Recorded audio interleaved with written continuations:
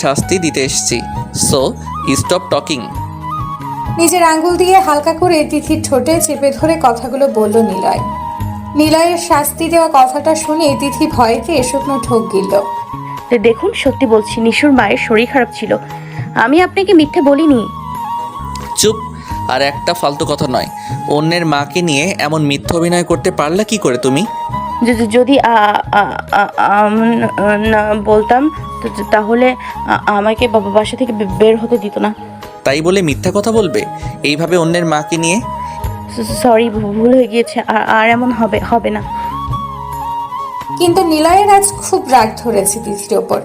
সে তিথির সাথে কথা বলতে চেয়েছিল, একান্তে কিছুটা সময় কাটাতে চেয়েছিল, কিন্তু তিথি কি করলো? তখনকার কথা ভাবতেই নিলয়ের প্রচন্ড মাথা গরম হয়ে যাচ্ছে। কালকে অফিসের ইম্পর্টেন্ট মিটিং এর জন্য তাকে 1 সপ্তাহের জন্য লন্ডন যেতে হবে। তাই সে চেয়েছিল তিথির সাথে কিছুটা সময় কাটাতে, কিন্তু এই মেয়ে তার সব প্ল্যানে এক বালতি পানি ঢেলে দিল। এসব কথা ভাবতে ভাবতে নিলয় রাগী দৃষ্টিতে তিথির দিকে তাকালে তিথি তখনও মাথা নিচু করে বসেছিল। নিলয় এবার তিথির 2 বাহু প্রচন্ড জোরে চেপে ধরে ঝাঁকিয়ে ঝাঁকিয়ে বলতে লাগলো, এই মেয়ে, তোমার সাহস কি করে হলো আমার সাথে কথা না বলে চলে যাওয়ার? একটু বোঝার চেষ্টা করলে না আমার ফিলিংসগুলোকে? আমি কি চাই সেটা তুমি আমার চোখ দেখে বুঝতে পারো না? আমাকে মানুষ বলে তোমার মনে হয় না? এই বলো না, আমাকে মানুষ বলে তোমার মনে হয় না? এতদিন ধরে কুকুরের মতো তোমার পিছে পিছে ঘুরেছি, আর তুমি একটু বোঝার চেষ্টাই করলে না আমাকে? আরে একটা মেয়ে কোন ছেলের তাকানো দেখলেই বলে দিবে সে ছেলে তাকে কি নজরে দেখছে। আর তুমি 1 সপ্তাহ আমার বাড়িতে থেকেও আমাকে বোঝার চেষ্টা করলে না যে আমি কি চাই। সারাদিন অফিস শেষে শুধু তোমাকে এক পলক দেখার জন্য তোমার স্কুলের সামনে দাঁড়িয়ে থাকি, আর তুমি কিছুই বুঝলা না। তোমার একটু কষ্ট হলে আমি আমার বুকের বাম পাশটায় তীব্র যন্ত্রণা অনুভব করি জানো, কিন্তু তুমি কিছুই বোঝো না। অতটাও বাচ্চা নাও তুমি পাখি। বলো তো আর কবে বুঝবে আমাকে, আমার মনের ফিলিংসগুলোকে? আমি মারা যাওয়ার পর আমি তোমাকে খুব জ্বালাই না? তোমার আমার সাথে কথা বলতে খুব বিরক্ত লাগে। আমি এত রাতে তোমার বাড়িতে তোমার সাথে দেখা করতে এসেছি, তাতেও তোমার খুব রাগ হচ্ছে আমার উপর, তাই না? ঠিক আছে, আমি তোমাকে আর কোনো দিনও ডিস্টার্ব করব না, আর কোনো দিনও তোমার মুখোমুখি হব না, কথা দিলাম তোমাকে। আচ্ছা তিতু পাখি, একটা কথা বলবে আমায়? আমি মানুষটা কি সত্যি ভালোবাসা পাওয়ার অযোগ্য? ছোটবেলায় তো বাবা মা আমাকে একা ফেলে চলেই গেল, আর বাকি জীবনটা যাকে আঁকড়ে ধরে বাঁচতে চাইলাম সেও আমাকে বুঝলো না। কথাগুলো বলার সময় নিলয়ের গলা বারবার ধরে আসছিল, চোখগুলো লাল টকটকে হয়ে গেছে। তিথি কোনোদিন নিলয়ের এমন চেহারা দেখেনি। নিলয়ের প্রতিটি কথার মধ্যে তার মনের কোণে জমে থাকা কষ্টগুলোর সাথে তিথি পরিচিত হচ্ছিল। নিলয়ের এমন কথা শুনে তিথির চোখ ভিজে যাচ্ছে আপনা আপনি। লোকটার বুকে যে এতটা কষ্ট লুকিয়েছিল তিথি বুঝতেই পারেনি এতদিন। তার জন্য যে এতটা তীব্র অনুভূতি লোকটার বুকে জমেছিল সে জানতেই পারেনি এতদিন। তিথি অনেক কষ্টে নিজের অশ্রু সংবরণ করছিল, কিন্তু নিলয়ের শেষের কথাটা শুনে আর নিজের চোখে জল আটকাতে পারল না। তার চোখ থেকে টপ টপ করে পানি গাল বেয়ে পড়তে লাগলো। নিলয় তিথির চোখে জল দেখে তিথির বাহু ছেড়ে দিয়ে তার গালে নিজের 2 হাত দিয়ে ধরে কপালে কপাল ঠেকিয়ে স্লো ভয়েসে বলে উঠল, তিতু পাখি, ডোন্ট ক্রাই। তোমার কাছে এই অশ্রু মূল্যহীন হতে পারে, কিন্তু আমার কাছে এই অশ্রুর এক একটা দানা মুক্তার মতন। সো আমার মতন ফালতু লোকের জন্য এই মুক্তগুলোকে নষ্ট করো না এইভাবে। এই বলে নিলয় নিজের ঠোঁট দিয়ে তিথির অশ্রুগুলো শুষে নিতে থাকলো। কিছুক্ষণ পর তিথির 2 চোখে আর কপালে নিজের ঠোঁট ছুঁয়ে দিয়ে বলল, পাখি, খেয়াল রেখো নিজের, আর পারলে কোনো এক বসন্তের দুপুরে অথবা কোনো এক পরন্ত বিকালে সন্ধ্যার সন্ধিক্ষণে এই বাজে মানুষটাকে একবার হলেও মনে করো নিজের অজান্তে। হয়তো কিছুকাল অতীত তোমার মনকে নাড়া দিবে, কিন্তু সেটা ক্ষণস্থায়ীর জন্য। না হয় তুমি সেটা সহ্য করলে। তারপর নিলয় আর কোনো কথা না বলে চলে গেল। আর তিথি মূর্তির মতো দাঁড়িয়ে আর নিলয়ের যাওয়ার পানে তাকিয়ে রইল। আজ 8 দিন হয়ে গেল নিলয় কোনো খোঁজ নেয়নি তিথির। আর এদিকে তিথি নিলয়কে এক পলক দেখার জন্য ছটফট করতে লাগলো। অনেকবার নিলয়ের ফোনে ট্রাই করেছে তিথি, কিন্তু হয় নিলয়ের ফোন সুইচ অফ দেখাচ্ছে, আর নয়তো 2 বার রিং হলেই ফোনটা কেটে যাচ্ছে। তিথি আর কিছু চিন্তা করতে পারছে না, তাই সে ঠিক করলো সে নিলয়ের বাড়িতে যাবে, নিলয়ের সাথে দেখা করতে। আজকে যেহেতু ছুটির দিন তাই নিলয় বাড়িতেই থাকবে। তিথি আর দেরি করলো না, আজকে এসে নিলয়ের সাথে কথা বলেই ছাড়বে। তিথিকে আজ দেখতে পুরো হুড়পড়ির মতো লাগছে। মিষ্টি কালারের একটা সিল্কের শাড়ি পরেছে তিথি। আজ 2 হাত ভরে সিলভার কালারের চুড়ি, চোখে গাঢ় করে কাজল, ঠোঁটে পিঙ্ক কালারের লিপস্টিক দিয়ে তৈরি করেছে নিজেকে সে। চুলগুলো ছেড়ে রেখেছে তিথি। তিথি চুলগুলো বেশ লম্বা, কোমর পর্যন্ত। তিথি রেডি হয়ে আয়নার সামনে তাকাতেই নিজেই নিজেকে দেখে লজ্জা পেয়ে গেল। আজকে তিথি সেজেছে মন ভরে শুধুমাত্র নিলয়ের জন্য। এতদিন ধরে সে ঠিক করে ফেলেছে তাকে কি করতে হবে। তাই আজ নিলয়ের সাথে কথা বলা তার খুবই জরুরি। নিলয় তাকে এভাবে দেখে কি রিয়াক্ট করবে এটা ভেবেই তিথির মুখ লাল টমেটোর মতো হয়ে যাচ্ছে। নিলয়ের জন্য কিছু খাবার নিজের হাতে বানিয়েছিল তিথি আজ সকালে। তিথি সেগুলো টিফিন বক্সে ভর্তি করে নিলয়ের বাসার উদ্দেশ্যে রওনা দিল। আর বাসায় বলে এসেছে যে সে নিশিদের বাসায় যাচ্ছে, তাই ফিরতে লেট হবে। নিজের রুমে বসে ল্যাপটপে কাজ করছিল নিলয়। হঠাৎ দরজায় আওয়াজ হওয়াতে পেছনে ফিরে তাকাতেই নিলয় অবাক হয়ে গেল। নিলয় বিশ্বাসই করতে পারছে না যে সে কোনোদিন তিথিকে এইভাবে তার সামনে দেখতে পাবে। অসম্ভব সুন্দর লাগছে তিথিকে দেখতে আজ, চোখ ফেরানোই যাচ্ছে না। নিলয় তিথিকে দেখে উঠে দাঁড়ালো। যে কিছু বলতে যাবে তখনই তিথি নিলয়কে কষিয়ে একটা চড় মারলো আর বলল। নিলয় কিছু বলার আগেই তিথি নিলয়কে ঠাস করে একটা চড় মারলো। নিলয় অবাক হয়ে তার দিকে তাকিয়ে আছে, কিন্তু নিলয়কে আরো অবাক করে দিয়ে তিথি নিলয়কে ধাক্কা দিয়ে পেছনে সোফায় ফেলে দিল। তারপর এক হাতে নিজের আঁচল কোমরে গুজে নিলয়ের কোলের ওপর বসে পড়ল। তারপর নিজে দু হাতে নিলয়ের গেঞ্জির কলার ধরে ঝাঁকাতে ঝাঁকাতে বলতে লাগলো। এই কোন সাহসে তুই এতদিন আমার ফোন ধরিসনি? নিজেকে কি ভাবিস তুই? হ্যাঁ, রানী ভিক্টোরিয়ার জামাই? যত সব ফাউল বাজে ছেলে কোথাকার। আমি যখন তোর ফোন ধরি না তখন তো আমার কান মাথা একদম ধাঁধা করে দিস। আর এখন তুই নিজে কি করছিস? হ্যাঁ, ফোনের ওপর ফোন করে গেছি, অথচ তুই ফোন তো ধরলেই না, উল্টা বারবার কল কেটে দিচ্ছিস। কোন সাহসে? এখন আমাকে তোর ভালো লাগছে না বুঝি? তাই তো বলি, কেন ওই দিন আমাকে ওসব কথা বলেই মাত্র ফুরুত করে চলে গেলি বাসা থেকে? বুঝি আমি সব বুঝি। আমি অতটাও বাচ্চা নই। এখন তোর অন্য কোনো মেয়েকে চোখে ধরেছে না, তাই তো আমাকে পাত্তা না দিয়েই নাচতে নাচতে চলে যাওয়া হয়েছিল সেদিন।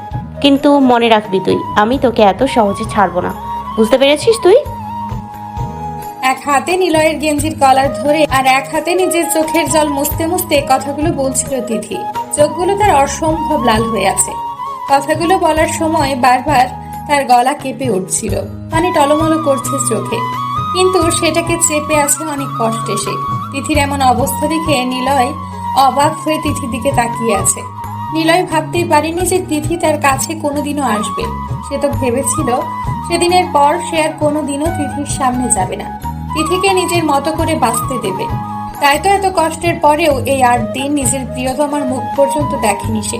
প্রতিটি রাত তার নির্ঘুম কেটেছে, প্রতিটি মুহূর্তে সে ছটফট করেছে এক পলক নিজের মায়াপুরীকে দেখার জন্য। এই 8টা দিন নিলয়ের কেমন কেটেছে তা শুধুমাত্র নিলয় জানে। নিলয় তিথির এমন অবস্থা দেখে এক হাতে তিথির চোখে জল মুছে কিছু বলতে যাবে, তখনই তিথি এক ঝটকায় নিলয়ের হাতটা নিজের চোখের ওপর থেকে সরিয়ে দিল। তারপরে এক হাত দিয়ে নিলয়ের ঠোঁট চেপে দিয়ে বলল, চুপ, একদম চুপ। অনেক বলেছিস এতদিন, আমি কিচ্ছু বলিনি। আজ শুধু আমি বলবো আর তুই শুনবি। তুই তো বলেছিলি তুই আমাকে ভালোবাসিস, আমাকে ছাড়া বাঁচতে পারবি না। কিন্তু একবারও কি আমার মনের কথা ভেবেছিস? এতদিন আমি কতটা কষ্টে কাটিয়েছি তোর কোনো ধারণা আছে? একটাবারও খোঁজ নিয়েছিলি যে আমি কেমন আছি? তুই আমাকে ভালোবেসেছিস, ভালো কথা, কিন্তু আমাকেও তো তোকে ভালোবাসার কিছুটা সময়টা দিতে হবে। তোর কষ্টগুলো অনুভূতিগুলোকে বোঝার মতো সময়টা দিবি, কিন্তু তুই কি করলি? আমাকে সেই সময়টুকু না দিয়ে আমাকে ছেড়ে চলে গেলি, তাও আবার আমাকে অতগুলো কড়া কড়া কথা শুনিয়ে। একবারের জন্য ভাবিসনি না যে আমার কি হবে? পাষাণ লোক একটা, খুব পাষাণ তুই, খুব খুব খুব পাষাণ। শুধু নিজের কষ্টটা বললি, কিন্তু আমাকে বুঝলি না, বোঝার চেষ্টাও করলি না। ঠিক আছে, তুই থাক তোর মতো, আমি আর তোকে কোনোদিন ডিস্টার্ব করব না। কথাগুলো বলার সময় তিথি আর নিজের চোখের জল আটকে রাখতে পারল না, কেঁদেই ফেললো। কান্নার কারণে তিথির চোখের কাজলগুলো লেপটে একাকার হয়ে গেছে। কথা বলার শেষে তিথি এক হাতে নিজের চোখের জল মুছে আর নাক টানতে টানতে নিলয়ের কোল থেকে যেই উঠতে যাবে, তখনই নিলয় নিজের এক হাতে তিথির কোমর চেপে ধরে, তিথিকে নিজের সাথে মিশিয়ে নিল। তিথি নিজেকে নিলয়ের কাছ থেকে ছাড়ানোর জন্য ছটফট করতে লাগলো। নিলয় তিথির ছটফটানি দেখে নিজের ডান হাত দিয়ে তিথির হাত দুটো শক্ত করে চেপে ধরলো। তারপর তিথিকে নিজের একদম কাছে এনে বলতে লাগলো, কোথায় যাওয়া হচ্ছে শুনি? আর এই কথাগুলো বলার জন্যই কি এত সেজেগুজে এসেছো আমার কাছে? আমি তো শুনেছি মেয়েরা ঝগড়া করার জন্য চুলগুলো এক হাত খোপা করে বেঁধে হাতে একটা ঝাঁটা নিয়ে তেড়ে আসে, কিন্তু তুমি তো একেবারে নায়িকা সেজে চলে এসেছো ঝগড়া করতে। তা নায়িকা তোমার সাহস হলো কী করে এত সুন্দর করে সেজে আমার মাথাটাকে একেবারে খারাপ করে দিয়ে আবার আমাকে এত সুন্দর সুন্দর বকা দিয়ে চলে যাচ্ছিলে? তুমি কি ভেবেছো তোমাকে অত সহজে ছেড়ে দেবো? ছাড় আমাকে, তোর সাথে আমার আর কোনো কথা নেই। এত ব্যাঙের মতো লাফাচ্ছ কেন? ও আমি তো আবার ভুলেই গিয়েছিলাম, আমার তো আবার বর্ষাকালে জন্ম হয়েছিল, তাই তোমার আর ব্যাঙের ডিএনএ অনেকটা সিমিলার। আর তাছাড়াও তোমাকে ছেড়ে দেবো মানে? ছেড়ে তো দিয়েছিলাম সেই দিনই, তাহলে কেন এলে আজ আমার কাছে, তাও আবার এইরকম ভয়ঙ্কর সাজে আমাকে পাগল বানাতে? ভেবেছিলাম তোমার স্মৃতিগুলো আঁকড়ে ধরেই সারা জীবন বেঁচে থাকবো, কিন্তু তুমি তোমার এই ভয়ঙ্কর রূপ দেখিয়ে আমার মাথা একেবারেই খারাপ করে দিয়েছ। তাই তুমি এখন চাইলেও আমি তোমাকে ছাড়বো না, কারণ তোমাকে আমার প্রয়োজন আমার জীবনের প্রত্যেকটা মুহূর্ত কাটানোর জন্য। তোমাকে আমার প্রয়োজন, because I can't live without you. হ্যাঁ হ্যাঁ, বুঝি সব বুঝি আমি। আমাকে এইসব কথা বলে মন গলানো যাবে না। আর এখন তো অন্য মেয়ে। কেঁদে কেঁদে তিথি কথাগুলো বলছিল, কিন্তু নিলয় আর কিছুই বলতে দিল না তাকে। তার আগে তিথির হাতগুলো ছেড়ে তিথির গাল শক্ত করে চেপে ধরলো নিজের ডান হাত দিয়ে। তারপর বলল, এই মেয়ে চুপ, একদম চুপ। কি তখন থেকে যা তা বলে যাচ্ছিস? কিছু বলছি না বলে এই নয় যে সব সময় চুপ করে থাকবো আমি। তখন থেকে কি বুঝি বলছিস? হ্যাঁ, বাচ্চা মেয়ে একটা। আর কি বললি অন্য কোনো মেয়ে? এই নিলয় চৌধুরীর নিজের লাইফে কোনো মেয়ের দিকে সেই নজরে তাকায়নি, বুঝছিস? একমাত্র একজনের দিকেই তাকিয়েছিল, আর সেটা হলো তুই। বুঝতে পেরেছিস তুই? আর একবার এসব কথা বললে না, তোর মুখ আমি সেলাই করে দিব। আর এদিকে তিথি চোখে জল, নাকে জল এক করে ফেলেছে কান্না করতে করতে। চোখের কাজল পুরো লেপটে গেছে, নিচের দিকে তাকিয়ে ফুপিয়ে ফুপিয়ে কাঁদছে, আর দুই হাতে নিজের চোখে জল মুছছে। তিথিকে এই মুহূর্তে একজন আবেদনময়ী নারীর মতো দেখতে লাগছে। নিলয় এক ধ্যানে তাকিয়ে আসছে তিথির দিকে, অসম্ভব মায়াবতী লাগছে তাকে। এবার নিলয় তিথির গাল থেকে হাত সরিয়ে তিথির চুলের ভেতরে হাত ডুবিয়ে তিথিকে নিজের আরো একটু কাছে নিয়ে এলো। তারপর তিথির দিকে তাকিয়ে আবেগপূর্ণ কণ্ঠে বলে উঠল, পাখি, ভালোবাসো আমায়? নিলয়ের এমন কথা শুনে তিথির চোখগুলো মুহূর্তেই জলে পরিপূর্ণ হয়ে উঠল। তিথির মনের কথা বুঝতে পেরে কিছুটা হাসলো নিলয়। তারপর তিথির গালে নিজের দুই হাত রেখে বলতে লাগলো, থাক, আর বলতে হবে না, তোমার উত্তর আমি পেয়ে গেছি। এবার বলো তো, এই পাগল করার শাস্তি কি আমার জন্যই সেজেছ? মোটেও না, আমার তো এখান থেকে বেরিয়ে বয়ফ্রেন্ডের সাথে ঘুরতে যাওয়ার প্ল্যান ছিল। তাই তো আমি আজ এমন সুন্দর সেজেছি। কেন, ভালো লাগছে না আমায়? আর একবার এসব ফালতু কথা যদি বলেছ, তাহলে তোমার ঠ্যাং ভেঙে হাতে ধরিয়ে দেব, বুঝতে পেরেছ? বেয়াদব মেয়ে একটা। তিথি এবার কেঁদেই ফেললো। তিথির কান্না দেখে নিলয় ধমক দিয়ে উঠল, চুপ, একদম চুপ। আর একবার কাঁদলে বেঁধে রেখে দেব তোমাকে। নিলয়ের এমন ধমকে তিথি এবার আরো জোরে জোরে কেঁদে উঠল আর বলতে লাগলো, পচা লোক একটা, ছাড়ো না ভাই, শুধু আমাকে বকা দেয়, একটু ভালোবাসো না, একটু আদর করে না ভাই। থাকবো না আমি আর এখানে, চলেই যাবো এক্ষুনি এখান থেকে। এই বলে তিথি যে নিলয়ের কোল থেকে উঠতে যাবে, অমনি নিলয় এক হাতে তিথির কোমর পেঁচিয়ে ধরে আর এক হাতে তিথির চুলের ভেতরে হাত ঢুকিয়ে তিথিকে নিজের একদম কাছে নিয়ে আসে, এতটা কাছে যে তিথির নাক নিলয়ের নাককে স্পর্শ করছে। নিলয় কিছুক্ষণ তিথির গোলাপি শুষ্ক ঠোঁট যুগলের দিকে তাকিয়ে থাকলো। অনেকক্ষণ কান্না করার জন্য তার রসালো ঠোঁটটার শুষ্ক হয়ে গেছে। এখন এই ঠোঁটের আর্দ্রতার প্রয়োজন, এই কথা ভাবতেই নিজের মনে হেসে উঠল নিলয়। তারপর আর সময় নষ্ট না করে নিজের ঠোঁট দিয়ে তিথির ঠোঁট পরম আবেশে চেপে ধরল। নিলয়ের হঠাৎ এমন আক্রমণে তিথি হকচকিয়ে গেল। তারপর নিজেকে নিলয়ের কাছ থেকে ছাড়ানোর জন্য ছটফট করতে লাগলো। নিলয় তিথিকে আরো গভীরভাবে আঁকড়ে ধরল আর সফটলি ভাবে তিথির ঠোঁটগুলোকে শুষে নিতে থাকলো। তিথি একসময় শান্ত হয়ে গেল। নিলয় তিথির কোমরে স্লাইড করতে লাগলো। তিথি বারবার কেঁপে উঠছে নিলয়ের এমন স্পর্শে। নিলয় তিথি নিজের ঠোঁটে হালকা করে কামড় দিল। ব্যাস, তিথিও নিলয়ের সাথে রেসপন্স করতে লাগলো। প্রিয়তমার কাছ থেকে সাড়া পেয়ে নিলয় যেন আরো উন্মাদ হয়ে উঠল। দীর্ঘ 10 মিনিট পর নিলয় তিথির ঠোঁট ছেড়ে তিথির সারা মুখে নিজের ঠোঁটের স্পর্শ দিতে থাকলো। কতদিন পর তার পাখি তার ভালোবাসাকে বুঝতে পেরেছে। নিলয় কল্পনাতেও ভাবেনি তিথি এত তাড়াতাড়ি তাকে ভালোবেসে নিজের কাছে টেনে নিবে। হঠাৎ নিলয়ের নজর গেল তিথি ঠোঁটের নিচে থাকা তিলটার ওপর। নিলয় কিছুক্ষণ তিলটার ওপর হাত বুলিয়ে সেই জায়গায় ঘন ঘন চুমু খেতে লাগলো। তারপর তিথির গলায় নিজের মুখ গুজে দিল। তিথি আর নিজেকে সামলাতে পারল না, নিলয়ের চুলগুলোকে শক্ত করে আঁকড়ে ধরল। এবার নিলয়ের নজর গেল গলার তিলটার দিকে। কোনো কিছু না ভেবেই সেখানে জোরে কামড় দিয়ে দিল নিলয়। তিথি নিলয়ের স্পর্শগুলো চোখ বন্ধ করে অনুভব করছিল। হঠাৎ নিলয়ের এমন কামড়ে তিথি কিছুটা ব্যথা পেল, তাই সঙ্গে সঙ্গে নিলয়কে ধাক্কা দিয়ে উঠে দাঁড়ালো। আয়নার সামনে গিয়ে নিজের গলার দিকে তাকাতেই তিথির জাগ উঠে গেল। নিলয় বেশ জোরেই কামড়টা দিয়েছে, গলায় তার দাগ স্পষ্ট ফুটে উঠেছে। তিথি কিছু বলতে যাবে তার আগে নিলয় তাকে পেছন থেকে জড়িয়ে শাড়ি দিয়ে ঢাকা পেটের উপর হাত রাখলো। তারপর তিথির চুলে নিজের মুখ ডুবিয়ে তিথির চুলের ঘ্রাণ নিতে থাকলো। তারপর তিথির ঘাড়ে থুতনি রেখে নেশাময় কণ্ঠে বলতে লাগলো, তোমার মধ্যে কি আছে বলতে পারো তিতো পাখি, যেটা বারবার আমাকে তোমার দিকে আকর্ষিত করে? কি আছে তোমার এই কালো ঘন কেশে যেটা আমাকে মাতাল করে তুলছে? আর না খুব তাড়াতাড়ি তোমাকে আমার কাছে নিয়ে আসবো সারা জীবনের জন্য। তোমাকে ছাড়া এক মুহূর্ত আমি আর থাকতে পারবো না। এই বলে তিথিকে নিজের দিকে ফিরিয়ে তিথির কপালে একটা ভালোবাসার পরশ এঁকে দিল। তারপর কানে কানে ফিসফিসিয়ে বলতে লাগলো, আচ্ছা চলো, খাবে চলো। তোমাকে আদর করতে গিয়ে আমি খাওয়ার কথা ভুলেই গিয়েছিলাম। খুব ক্ষুধা পেয়েছে আমার, তাড়াতাড়ি চলো। তুমি তো আবার খিদে সহ্য করতে পারো না পাখি। আর এমন ভাবে থেকো না প্লিজ, নইলে আমি আর নিজেকে কন্ট্রোল করতে পারবো না। তিথি এতক্ষণ চোখ বন্ধ করে নিলয়ের কথাগুলো শুনছিল। নিলয়ের কথাগুলো শুনে লজ্জায় তার মাটিতে মিশে যেতে ইচ্ছে করছে। এমন অসভ্য মানুষ সে তার হোল লাইফে একটা দেখেনি। লজ্জা দেবারও একটা লিমিট থাকে, কিন্তু তিনি সেই লিমিটটাকে অতিক্রম করে ফেলেছেন। তিথি আর কিছু না বলে নিলয়ের দিকে তাকিয়ে বলল, আমি আপনার জন্য নিজের হাতে রান্না করে খাবার নিয়ে এসেছি আজ। What I mean seriously? মানে আমি বিলিভই করতে পারছি না। একদিনে এত আনন্দ আমি হজম করতে পারবো না। আমি মাথা ঘুরে পড়েই যাবো এবার। পাখি কি রান্না করে এনেছো আজ আমার জন্য? Biryani. Wow, this is my favourite food. তাড়াতাড়ি চলো, খিদেতে আমার পেট ফেটে যাচ্ছে। তারপর তারা নিচে গেল লাঞ্চ করতে। নিচে গিয়ে তিথি ডাইনিং টেবিলে খাবার সার্ভ করলো। নিলয় নিচে নেমে চেয়ার টেনে বসে পড়লো আর তিথিকে হাত ধরে টেনে নিজের কোলে বসিয়ে দিল। তিথি নিলয়ের দিকে জিজ্ঞাসু দৃষ্টিতে তাকাতেই নিলয় মুচকি হেসে বলল, আজকে আমরা একসাথে একই প্লেটে খাবো। কিন্তু কোনো কিন্তু নয়।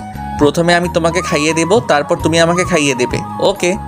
আপনার তো খিদে পেয়েছে, আপনি বরং আগে খান, তারপর না হয় আমি খাবো।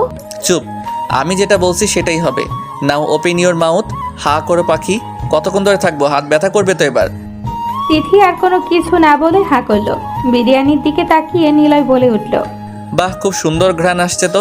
দেখে তো মনে হচ্ছে বিরিয়ানিটা খুব মজার হবে খেতে। তারপর নিলয় তিথিকে খাইয়ে দিল। তিথির খাওয়া শেষ হলে আর একটু বিরিয়ানি প্লেটে নিয়ে নিল। তারপর নিলয়ের দিকে এক লোকমা খাবার তুলে ধরতেই নিলয় গপ করে সেটা খেয়ে ফেলল। খাওয়ার সাথে সাথে নিলয় চোখ বন্ধ করে ফেলল। নিলয়ের চোখ বন্ধ করা দেখে তিথি মনে মনে কিছুটা ভয় পেল। তিথি ভাবছে হয়তো নিলয়ের খাবারটা পছন্দ হয়নি, তাই নিলয়ের দিকে তাকিয়ে আস্তে করে জিজ্ঞেস করলো, কি হলো, খাচ্ছেন না কেন? খাবার মজা হয়নি? নিলয় আস্তে করে চোখটা খুলে তিথির হাত দুটো নিজের সামনে আনলো। তারপর দুই হাতে তালুতে চুমু দিয়ে তিথির দিকে তাকিয়ে বলল, আমার বাচ্চাটা এত সুন্দর খাবার বানায় তা আগে জানতাম না তো। খুব সুন্দর খেতে হয়েছে বিরিয়ানিটা। পাখি আরও দাও, খুব খিদে পাচ্ছে আমার। নিলয়ের কথায় তিথি খুব খুশি হলো। তারপর প্লেটে আরেকটু বিরিয়ানি তুলে নিলয়কে খাইয়ে দিতে লাগলো।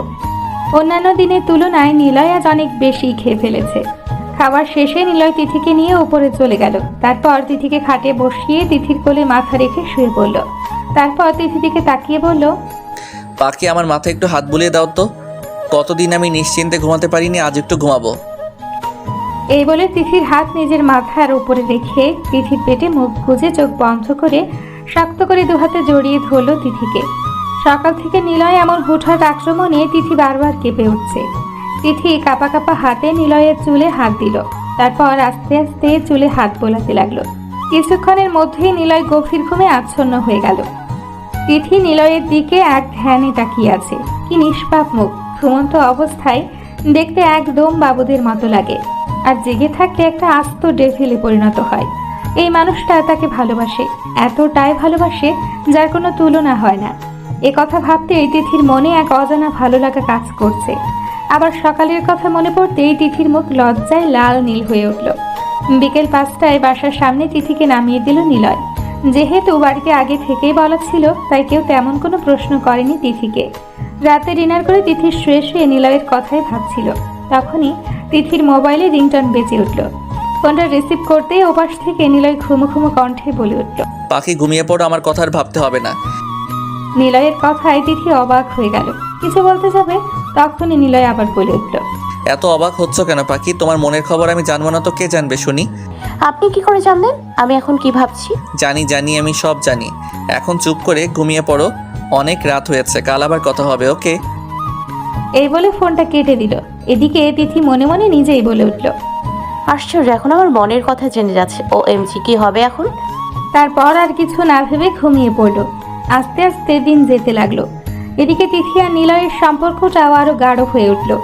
আর নিশি, সে তো অনেকবার চেষ্টা করেছিল নিজের মনের কথাগুলো আবেগকে বলার, কিন্তু বারবারই ব্যর্থ হয়েছে।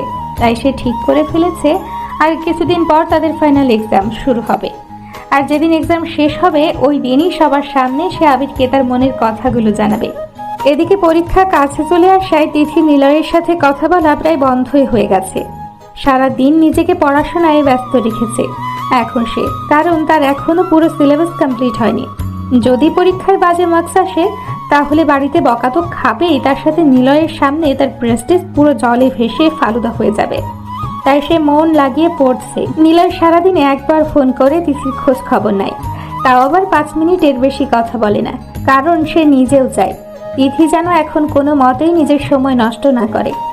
দেখতে দেখতে তিথির পরীক্ষার দিন চলে এলো। আবির তাকে পরীক্ষা সেন্টারে পৌঁছে দিয়ে এসছে। তিথিরা নিশির সিট পর পর পড়েছে, তাই নিশি তিথিদের সাথেই যায়। আবার পরীক্ষা শেষ হলে আবিরে সে ওদের নিয়ে যায়। এভাবে এই পরীক্ষাগুলো শেষ হতে লাগলো একটার পর একটা। প্রতিটি পরীক্ষায় তিথির বেশ ভালোই হয়েছে। কাল তিথির শেষ পরীক্ষা, এটা ভাবতেই তিথির মন নেচে নেচে উঠছে। অনেকক্ষণ ধরে ফোনটা নিয়ে নাড়াচাড়া করার পর নিলয়ের নাম্বারে ডায়াল করলো। কিছুক্ষণ রিং হতেই অপর পাশ থেকে নিলয় ফোনটা রিসিভ করলো। পাখি, তুমি এখন এত রাতে আমাকে ফোন করেছো কেন? কোনো সমস্যা হয়েছে? না, এমনি ফোন করেছিলাম। হোয়াট? কাল তোমার পরীক্ষা আর আজ তুমি এত রাতে না ঘুমিয়ে আমাকে ফোন করছো? আমার বুঝি আপনার সাথে কথা বলতে একটু ইচ্ছে করে না? কতদিন কথা হয় না, তা কি কারোর খেয়াল আছে? সবাই সারাদিন ব্যস্ত আমাকে বকতে। পাখি, আমি তা বলেছি নাকি? কিন্তু কাল তোমার পরীক্ষা, তোমার এখন ঘুমানো উচিত, নইলে শরীর খারাপ করবে তো। আমি তো শুধু এটা জানানোর জন্য ফোন করেছিলাম যে কেউ একজন বলেছিল আমার পরীক্ষা শেষ হলে সে নাকি আমাকে নিয়ে ঘুরতে যাবে। তার কি সেটা মনে আছে? এটা জানার জন্যই ফোনটা করা। আমার জানকে আমি যখন কথা দিয়েছি তখন তাকে নিয়ে অবশ্যই ঘুরতে যাব। সত্যি আপনার মনে আছে তাহলে? তবে কাল পরীক্ষা শেষ হলেই পরের দিন যাব, কিন্তু আমরা ঘুরতে। ঠিক আছে বাচ্চা, এখন তুমি চুপচাপ ঘুমাও দেখি। ওকে, বাই। এই বলে তিথি শব্দ করে ফোনে একটা কিস দিয়ে ফোনটা রেখে দিল। তিথির এমন কাণ্ড নিলয় কিছুটা হাসে, মনে মনে বলে ওঠে, পাগলি একটা, খুব ভালোবাসি। আজ তিথিদের পরীক্ষার শেষ দিন, তাই আজ নিশি মনে মনে পুরোপুরি ঠিক করেই ফেলেছে যে আজ সে সবার সামনে আবিরকে প্রপোজ করবে। তাই সে নিজের বাগানের একগুচ্ছ লাল গোলাপ আবিরের জন্য নিয়ে এসছে। রীতিমতো আজও আবির তাদেরকে সেন্টারে ছেড়ে নিজের হসপিটালে চলে গেল। পরীক্ষা শেষ হলে আবার তাদের নিতে আসবে। তিথিরা সবে মাত্র পরীক্ষা হল থেকে বের হলো। সব ছাত্রছাত্রীরা আজ বেজায় খুশি, কারণ আজ তাদের পরীক্ষা শেষ। এবার তারা একটা লম্বা ছুটি পাবে। তিথিও বেশ খুশি, কারণ সেও ঘুরতে যাবে নিলয়ের সাথে। তিথি অনেকক্ষণ ধরে লক্ষ্য করছে যে নিশি কোনো একটা বিষয় নিয়ে খুব ভাবছে আর বারবার নিজের ব্যাগে কি যেন একটা দেখছে। তিথি এবার নিশির কাছে গিয়ে নিশির মাথায় একটা চাটি মেরে জিজ্ঞাসা করলো, কিরে পেতনি, বারবার কি দেখছিস ব্যাগে? কি চুরি করে নিয়ে এসছিস দেখি একবার। আরে না, কিছু নেই ব্যাগে। এই বলে তিথির হাত থেকে এক প্রকার ছিনিয়ে নিল ব্যাগটা। এবার তিথির কৌতূহল বেড়ে গেল। কিছু নেই বললেই হলো? কিছু তো একটা লুকোচ্ছিস তুই আমার কাছ থেকে, আর সেটা আমি দেখেই ছাড়বো। এই বলে নিশির কাছ থেকে টেনে হিঁচড়ে ব্যাগটা কেড়ে নিল। ব্যাগটা খুলতেই তিথি অবাক হয়ে গেল, কারণ ব্যাগের মধ্যে আবিরের জন্য আনা নিশির বাগানের সেই এক গুচ্ছ গোলাপ ফুল রাখা ছিল। তিথি নিশির দিকে ভ্রুকুচকে তাকাতেই নিশি বলে উঠল, আজ আমি ওকে আমার মনের কথা বলবো, তাই এটা এনেছি। এই, এটা আবার কে? তুই বুঝে জানিস না ওটা কে? ও, এত দূর! এই নিশি, সত্যি করে বলতো, তুই পরীক্ষাগুলো ভালোভাবে দিয়েছিস তো? মানে পাশ করতে পারবি তো? তুই যদি পাশ না করেছিস তাহলে ভাইয়া তোর দিকে মুখ ফিরেও তাকাবে না।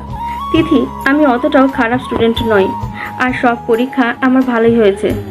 ঠিক আছে, ওই দেখ ভাইয়া চলে এসছে, এখন চল তাড়াতাড়ি। তিথি এগিয়ে যেতেই নিশি তিথির হাত ধরে ফেলল। তারপর তিথির দিকে করুণ চোখে তাকিয়ে বলল, তিথু, আবির ভাইয়া আমার মনের কথা বুঝতে পারবে তো? আরে পারবে না মানে? এত বছর ধরে তুই ভাইয়াকে নিঃস্বার্থভাবে ভালোবেসে গেছিস, তোর কথা বুঝবে না?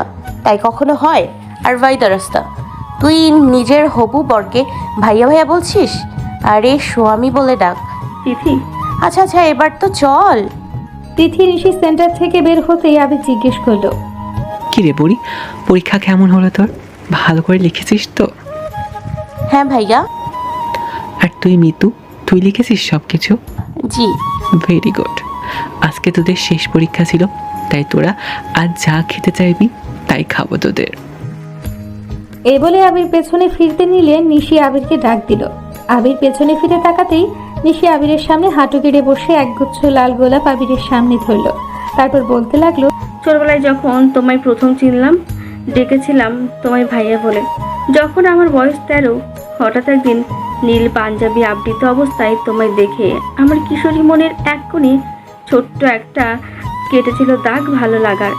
সেদিন উপলব্ধি করতে পেরেছিলাম যে তোমাকে ভাইয়া বলে ডাকাটা আমার জীবনের চরম ভুল ছিল, কিন্তু তখন অতটাও গুরুত্ব দিইনি আমি এটাকে। কিন্তু আমার হৃদয়ের গহীনে কখন যে ভালো লাগাটা ভালোবাসায় পরিণত হয়েছিল বলতে পারবো না। কিন্তু এটা আমি নিশ্চিত হয়েছিলাম সেই দিন, যেদিন তোমাকে অন্য মেয়ের সাথে হেসে কথা বলতে দেখেছিলাম তিথির জন্মদিনের পার্টিতে। সেদিন থেকে আজও পর্যন্ত ভালোবেসে গেছি তোমাকে নিঃস্বার্থভাবে। বিশ্বাস করো, কোনোদিনও তোমাকে জানাতে চাইনি আমার মনের কথা। ভেবেছিলাম নিজের মনের কোণে থাক না ছাপা আমার গোপন ভালোবাসা। কি দরকার বাইরের পৃথিবীকে জানানো আমার ভালোবাসার মানুষটার কথা? কিন্তু আমি নিরুপায়, আমি পারবো না অতটাও ভালো হতে, কারণ তুমিহীনা আমি যে একেবারে শূন্য। বানাবে কি আমাকে তোমার বউ?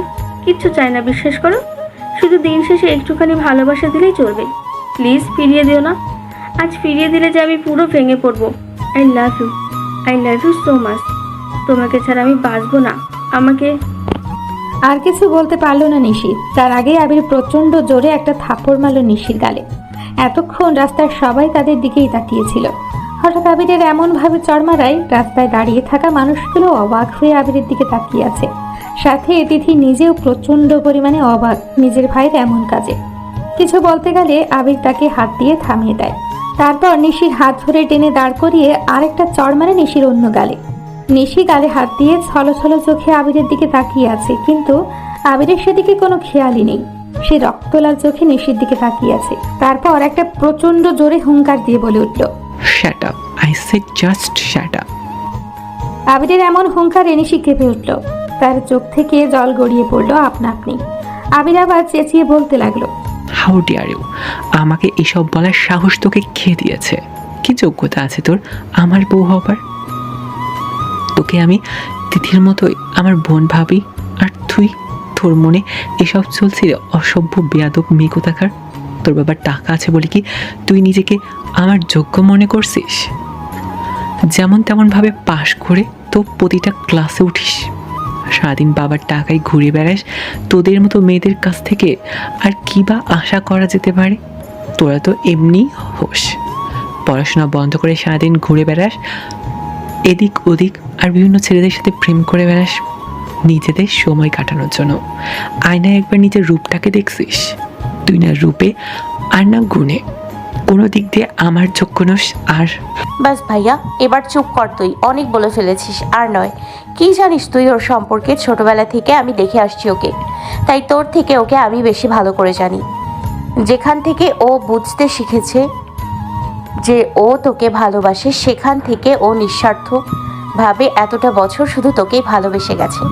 কত ছেলে ওকে প্রপোজ করেছে তা তোর ধারণা নেই, কিন্তু ও কারোর দিকে তাকায়নি শুধুমাত্র তোর জন্য। আর তুই আজকে এতগুলো লোকের সামনে এইভাবে ওকে হেনস্থা করতে পারলি? তোর কাছ থেকে আমি এমনটা আশা করিনি। আই হেট ইউ ভাইয়া, আই হেট ইউ। তিথি আর কিছুই বলতে পারলো না। তার আগেই নিশি নিজের চোখে জল মুছতে মুছতে দৌড়ে চলে গেল ওদের